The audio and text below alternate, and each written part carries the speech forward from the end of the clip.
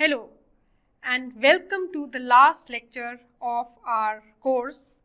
Today is week 12, lecture 5, and we are going to be looking at how the social has evolved in this journey that we have taken together of 12 weeks. So we started off by looking at social and how it emerges as a category of analysis. We looked at the social as something that becomes object to be studied in the context of the Industrial Revolution, in the context of increasing urbanization, colonialism, and the societal transformations that were surrounding it. So in that moment, the classical sociologists Marx, Weber and Durkheim looked at the social as this category of analysis that can be knowable, that is studyable, and about which inferences are drawn, and it is fairly stable and a bounded entity. Now that changes when they are challenged by feminist scholars, by race scholars. We studied scholars like Du Bois and Ambedkar and looked at concepts like double consciousness and graded inequality to understand the social as not a totality but as something that is fragmentary, that is hierarchical, and as something that can be exclusionary. Then we looked at how the social is governed and how societal identities and notions are constructed. So we looked at the production of the social in the work of scholars like Michel Foucault, how they are governed in scholars like Partha Chatterjee. Then I brought in social reproduction theory to challenge some of the silences in Marx and talk about the exclusion of women and the gendered division of labor from our understanding of capitalism and how it functions. We spent quite some time looking at how space is not a neutral backdrop to social action, but that it is relational and that it constructs social action in particular ways and is itself constructed by the social activity that takes place in space and in time. So through that we develop a very nuanced understanding of the category of social. More recently, we've understood the social as a set of assemblages, as a set of networks, as meshwork, and it has become somewhat more fluid and doesn't as much resemble that entity that we had seen at the beginning of the course.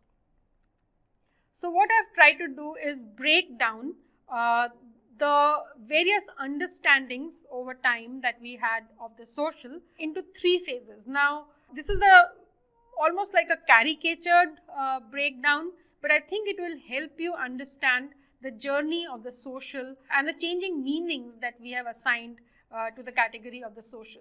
So the social as it appears in the work of classical sociologists is, in the words of Weber, basically looking at meaningful relations between humans. It is bounded, it is stable, it's a stable category of analysis, usually studied within a framework, let's say that of a community or a nation state.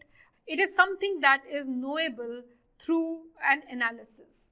Then around the 1980s, especially in the work of Jean Baudrillard, we start to see the social as something that is shifting, and this is not just the work of Baudrillard, it is the coming together of a lot of those questions of the social that we have asked in our course, the social as the social relations as performative, as with symbolic interactionism, with Judith Butler's work. We looked at the fragmented nature of the social, we looked at social relations and networks. So alongside, Jean Baudrillard is also looking at the fast-paced flow of commodities and of ideas, the proliferation of mass media and how mass media also constructs social relations in particular ways. So in fact, he would go as far as to say that the social is dead. The social is nothing but a set of signs imposed upon by media and technologies. It's a simulacra, it's a representation rather than a reality. So in Baudrillard's understanding then, we don't have a real social to study because social is basically just a representation and not the real thing. So even when we end up studying the social, We are just studying the constructed meanings and signs assigned upon it by the circulating commodities and by circulating signs and semiotics and mass media. This is a huge challenge to the social, but instead of the social actually being dead, as Baudrillard would have said, the social and understanding of the social actually transforms through the work of several scholars that we have looked at. We looked at Bruno Latour, we looked at Tim Ingold and several others, where they start to see social as not an object to be studied, but as a study of relations, and not as something that is stable, but as something that is forever changing, not as something that is bounded in space and time, although it is informed by histories and geographies, but as something that is shifting and more fluid. So it is human and non-human networks or assemblages or meshwork, as Tim Ingold would have it. Now I have put together 3 insights or 3 social imaginations of the social, where one, I want to argue that the social no longer is enough to just explain that this is how social relations happen or this is how it is, but to imagine aspects of the social and to imagine how it is transforming and how the kinds of different shapes that the social acquires in space and in time. So these imaginations of the social is what we need to look at in our social theories of the future. So the first imagination of the social that seems to be emerging, and I've put up here, is the more than human social. Here I'm drawing on the work of Bruno Latour and Donna Haraway. Bruno Latour writes, "The social is not a thing among other things, like a black sheep among white sheep, but a type of connection between things." Donna Haraway also in a similar vein reminds us that beings do not pre-exist their relatings. So if we want to study the social, what we have to study is the thread, that is connecting, the fragile thread that is connecting what the different entities in social meshwork. The other imagination of the social that is challenged and that we need to work with is that we are no longer working in bounded entities like the nation state or the community, and instead what we have seen is the emergence of the planetary turn. Now here I am drawing on the work of Ulrich Beck, Saskia Sassen and Dipesh Chakravarty, each in their own way bringing in a larger, broader understanding of the social in terms of its scale. Ulrich Beck reminds us that as a humanity, as the inhabitants of this planet, human and non-human, we all share certain risks. He writes, "Methodological nationalism assumes that the nation state is the natural, social and political form of the modern world. Methodological nationalism prevents us from seeing the reality of the world risk society." So with climate change, with ongoing wars, with crisis in capitalism, we are all inhabitants of a risk society, and that is what Ulrich Beck wants to convey to us. Saskia Sassen wants to talk to us, and we spoke about her work in globalization, the idea of the global city, but it is not that the national has vanished. So she says the global does not stand outside the national, it is partly embedded in national territories and institutions, and so is the planetary, right? So the planetary also takes shape at various different scales. Our most intimate connections, like speaking to a loved one over a WhatsApp call, is at the same time intimate, but at the same time technologically mediated, as well as working across the planet, right? So it's working across different spaces and times. We might be inhabiting different time zones, we might be at the other end of the planet. Now, Dipesh Chakravarty, in the context of understanding climate change, poses the conundrum that despite the impending challenge of the climate crisis, the looming disasters, we don't seem to be acting fast enough. Or he might say that we are not really acting upon that particular crisis. Here he says that the problem is in an understanding of historical time versus political time. So climate change works on a time which is not so easily conceivable by us, right? Somewhere down the line, somewhere in the future, the earth would warm up to such an extent that it may not remain inhabitable. So it's not immediate. Whereas the cycle of politics, right, the elections every 5 years is what dictates to a large extent the kind of concerns and the kind of projects that get picked up for action. So this disjuncture between the historical time of climate change and the political time of elections is one of the reasons he would argue why we are not being able to act on a crisis that we all know exists. He writes, the crisis of climate change calls for a new understanding of the human, one that includes the human as a geological agent. Now, remember, the geological agent, geology also works on a very different time scale. So, we will need to revise a lot of our conceptions of how we understand social categories if we want to see human as a geological agent. The climate crisis challenges our usual understanding of historical time and political action, and I already explained that. The third imagination of the social that I want to introduce is of the social as fragmented and precarious. Here I am drawing on the work of Zygmunt Bauman and Judith Butler. Zygmunt Bauman basically speaks of the social as something that doesn't even hold its shape for a long time, because identities change, categories acquire new meanings, and he writes, forms of social life cannot keep their shape for long because they decompose and melt faster than the time it takes to cast them. Precariousness, Judith Butler writes, is a shared condition of human life. Precarity designates that politically induced condition in which certain populations suffer from failing social and economic networks of support.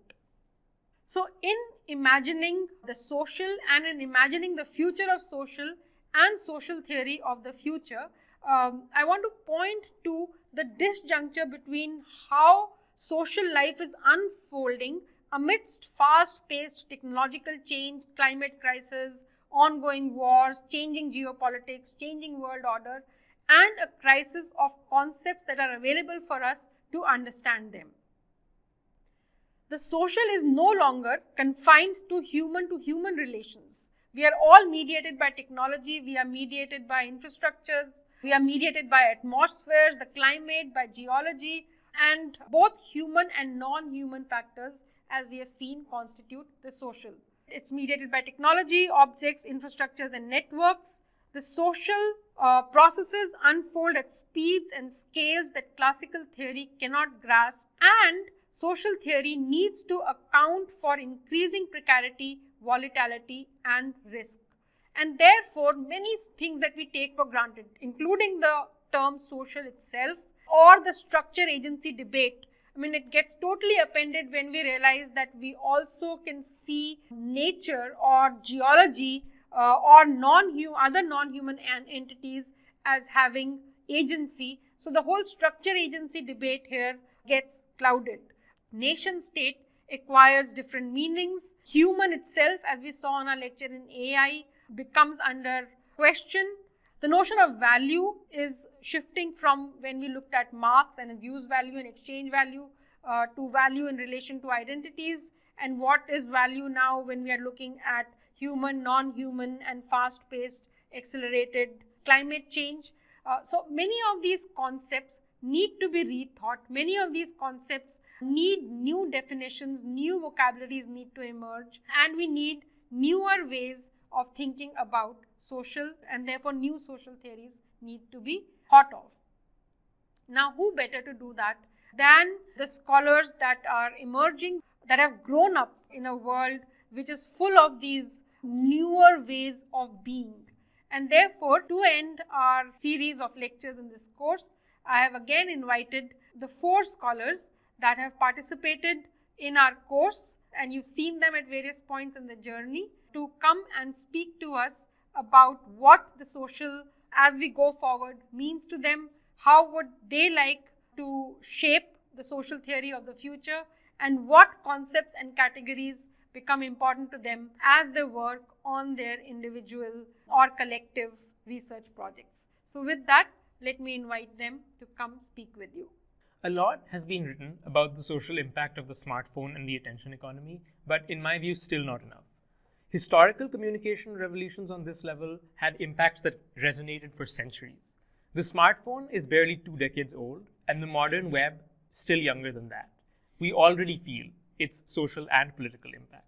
We have a lot left to understand about how it will impact our interpersonal relationships, our political economy, and our social lives. These are social technologies, and how can we understand them if not through social theory?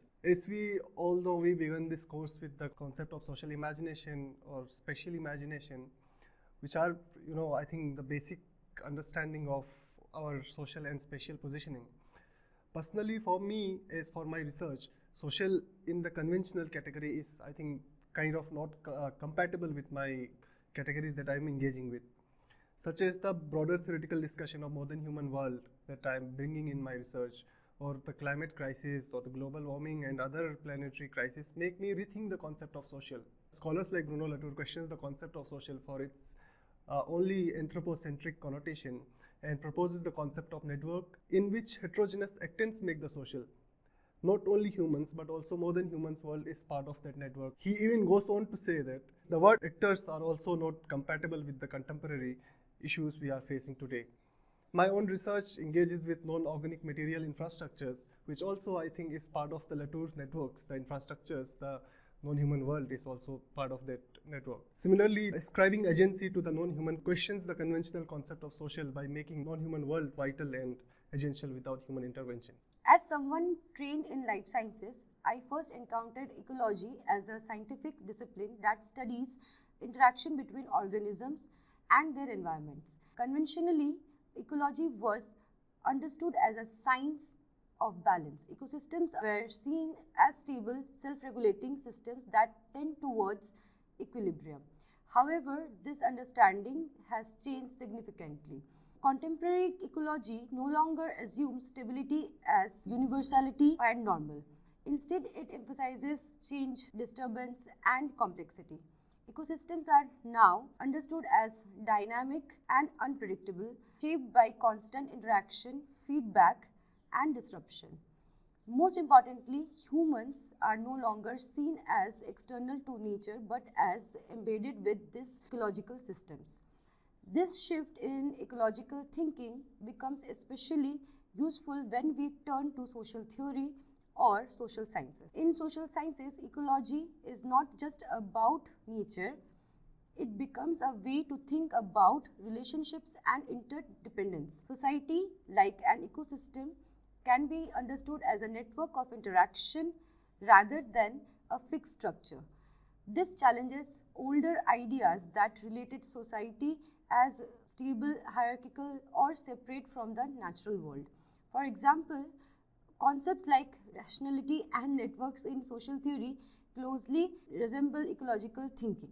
They emphasize individuals, institutions, or even non-human actors that do not exist in isolation but are shaped through their connection with others. As we have discussed in many lectures of this course, recent developments in social theory go even further by incorporating ecological insights into what we call multi-species thinking. This approach recognizes that humans are not the only actors shaping the world. Animals, plants, microbes, and even landscapes play active role in social and ecological processes. Environmental issues like climate change make this perspective even more important. The boundaries between nature and society are not clear-cut. Instead, they are deeply interconnected. Ecological crises are also social crises. They involve questions of power, inequality, and responsibility. From my perspective, as a life science student, ecology provides a language of interdisciplines, adaptation, and coexistence. When we bring into this a social theory, it helps us move beyond the rigid and human-centered ways of thinking. To conclude, the evolution of ecology from a science of balance to meet one of the complexities and interdependence offers powerful insights for understanding society. It allows us to see both natural and social world as interconnected systems where relations rather than isolated entities are central. My final takeaway from this course would be how everything that we have learned in this course can be sociologically linked to Membe's conception and theory of necropolitics. We have already seen how theorists, especially theorists of color, have pointed out that it is very important to remind ourselves how capitalism has organized nation states, has organized sovereignty that has in turn laid out a terrain of life and death through markers like race, caste, class, and gender.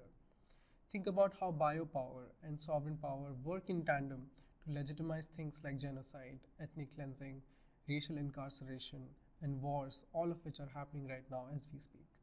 Of course, these are more explicit forms of seeing necropolitics in action.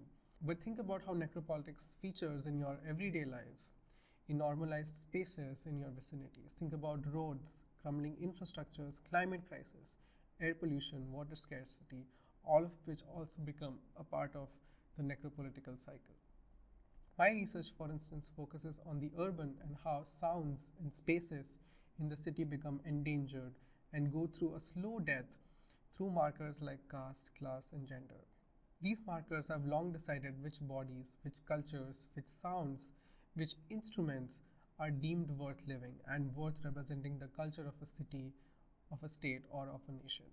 Seeing the world through crisis and contradictions, through necropolitics, is an essential contribution of Global South social theory. For me, the future also demands that we go beyond just diagnosing the problem, that we go beyond just diagnosing this violence, this struggle, but also grounding and theorizing it ethnographically to understand the social at a more human, material, spatial, temporal, local, and global level. All right then.